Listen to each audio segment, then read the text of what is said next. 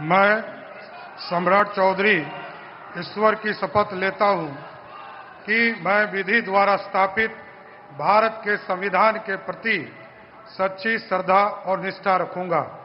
मैं भारत की प्रभुता और अखंडता अक्षुण्ण रखूंगा। मैं बिहार राज्य के मंत्री के रूप में अपने कर्तव्यों का श्रद्धापूर्वक एवं शुद्ध अंतःकरण से निर्वहन करूंगा तथा मैं भय या पक्षपात, अनुराग या द्वेष के बिना सभी प्रकार के लोगों के प्रति संविधान और विधि के अनुसार न्याय करूंगा। मैं सम्राट चौधरी मैं विजय कुमार सिन्हा ईश्वर की शपथ लेता हूं कि मैं विधि द्वारा स्थापित भारत के संविधान के प्रति सच्ची श्रद्धा और निष्ठा रखूंगा।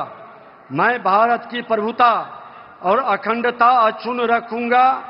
मैं बिहार राज्य के मंत्री के रूप में अपने कर्तव्यों का श्रद्धापूर्वक और शुद्ध अंतःकरण से निर्वहन करूंगा तथा मैं भय या पक्षपात, अनुराग या द्वेष के बिना सभी प्रकार के लोगों के प्रति संविधान और विधि के अनुसार न्याय करूंगा।